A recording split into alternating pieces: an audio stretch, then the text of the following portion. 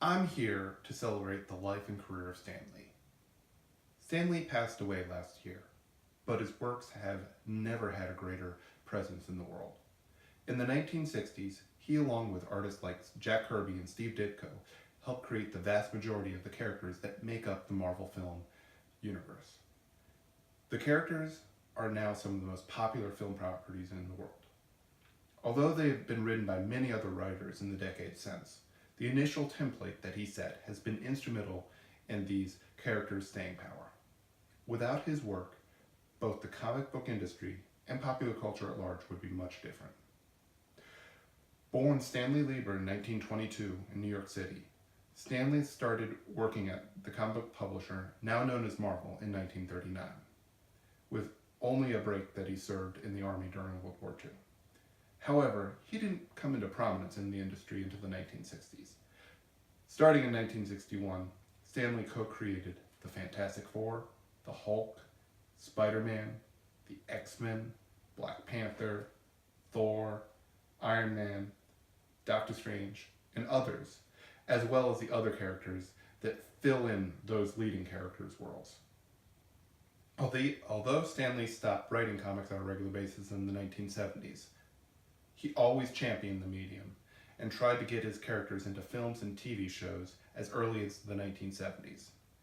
Hollywood finally realized the good idea of this, and now superhero films are the most reliable box office draw in cinema. The biggest reason that Stan Lee's comics were successful, though, was that he purposely made his characters flawed and human. Unlike famous DC Comics characters such as Superman, Wonder Woman, and Aquaman, who were written as closer to gods than as men, Stan Lee wanted his characters to be people first, superpowers second.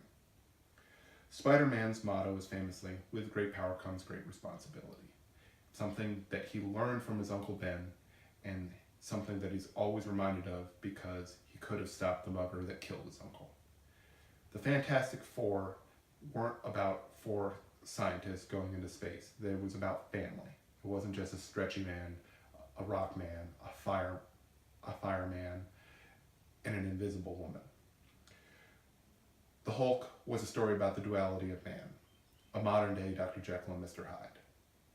Tony Stark and Stephen Strange were talented but arrogant men who had to be humbled via injury for them to become superheroes. These characters' imperfections made them more relatable and allowed for compelling stories, which made them big hits as comics then and huge hits as films now. He also wasn't afraid to have his comics be about social issues. The X-Men are famously an allegory for race relations in the 1960s. He wrote a series of anti-drug Spider-Man issues in 1971 that were controversial at the time because they ran afoul of the comic book code that explicitly did not want anyone to talk about drugs in any form. In the back of his comics, he had something called Stan Lee's Soapbox, where he constantly argued for the inclusion of characters of different backgrounds, derided racism, and championed comics to be more than mindless escapism, but a place of reflection of our society, both in a cynical and aspirational manner. While the comic world knows Stan Lee from his writings, the rest of the world recognizes him from his numerous cameos in Marvel movies. The old man, wearing glasses, is technically the actor whose films have grossed more than any other person in the world.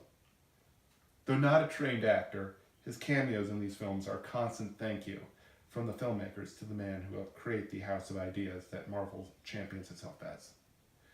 As a person who looks forward to a new comic book Wednesday every week and really enjoys the Marvel films, I'd like to thank Stan for all his work in setting up this beloved fictional universe. Thank you for your time.